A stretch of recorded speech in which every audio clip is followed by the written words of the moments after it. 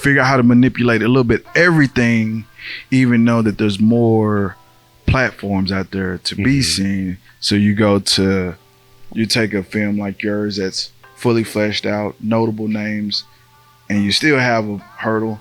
But then if you want to go strictly independent, try to make money off of the clicks and the views and this and that, the ads, then you kind of lock behind, well, what is trendy, what is trending, what is, because even so, if a major thing happens, within the next month that involves police brutality or anything like that, suddenly this unsold documentary is now, well, let me see what y'all got. Let me look at this, because then it's poignant and it's a part of the current conversation. So you could almost benefit from the algorithm working in your favor when the industry isn't.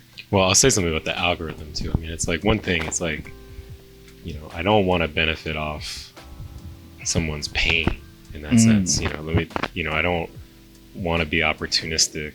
So, oh, well, I'm just waiting for this bad thing to happen so then my movie's relevant, in that sense. But also, it's like, I think the algorithm is part of what creates, it's not the cause, but it's a symptom of some of these dynamics that are keeping us apart. And I think some of the challenges that we've been running up against in distribution are related to things that you see play out in the film. 99% of the people we prosecute are truly actually guilty of the crime for which they're prosecuted. The purpose of sentencing is to punish, to deter, to incapacitate, and yes, to rehabilitate. No, but it's so important. Listen, you spend most of your time, even up there, talking about punishing people and deterring people, incapacitating people. We can do a better job. We should do a better job on rehabilitation. If we pass this legislation, we'll be paying more and getting less than we currently have. How does that make sense? I want you to meet Lewis. My name is Lewis. Federal or state? Federal. Federal? Yes. Let me see your pre-sentence report.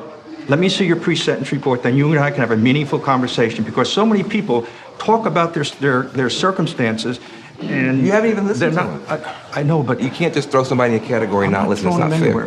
You as a journalist need to see his pre-sentence report. And you as a human being need to listen to a human being. In the sense that we've actually heard that from some distributors, where they'll literally say there's not an audience for films about people trying to come together.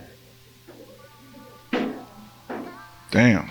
Or I didn't say coming together, even trying. Yeah. And also, we don't know how to market a film like that. A film about people trying to come together.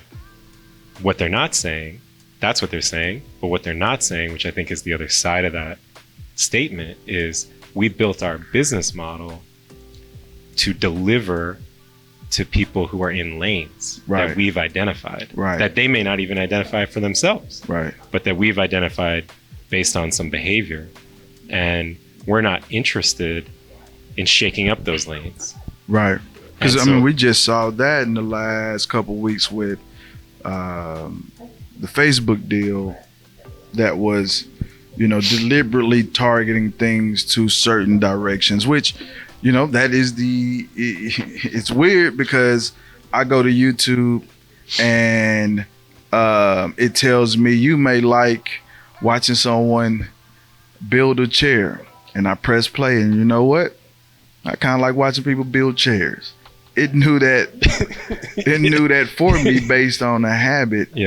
And and it knew that for me based on the habit that makes them money, because if I watch it, the ad will play, the click will go. In the same way with what you're saying, because just thinking about it, what is the, without being salacious, what is the line that you give for your film that someone who's trying to figure out where to send it, how would we get this to the person who would likely watch this, which I think a lot of people will watch it based on what you've told me, what other people told me. It's just get it to those people. And obviously your barrier of entry is the people who get the program gets what. Yep, it's I've like come to realize that I think the film is a little bit of an algorithm breaking proposition, and I think that that's the power of the film, but it's also part of the challenge of the film. I think that I'll bring it full circle to Tallgrass. It's like one of the awesome things about film festivals and the world of independent film is that like programmers at Tallgrass aren't thinking about, oh, what's like the algorithm for Wichita? Right. They're just like, I know my community. Like, I'm a person, I'm not a machine. I know other people, not machines. And like I can put something in front of people that they'll love. I can put something in front of people that might challenge them. Like, you know, I can mix and, you know, so it's a very different proposition, you know, at a community level. And that's a very good match for the way that independent filmmakers work and tell their stories. Because independent filmmakers are not thinking about, oh, well, I'm going to make this story because it's going to catch that, you know, algorithm. It's like they have something to say. Yeah. And it's a vision. And I think that the thing that we're all trying to figure out is how do you take things that are made that way and still get them back into these mainstream or mega platforms that have been built. I don't think we figured that out yet because there's still too much of a kind of a divide between the independent world and this now like insanely huge, you know, structure that's being built on the, you know, on the streaming side. I think if we can figure it out, it'll be transformative. But until then, I think the independents could be in a, you know, precarious struggle. State. Yeah.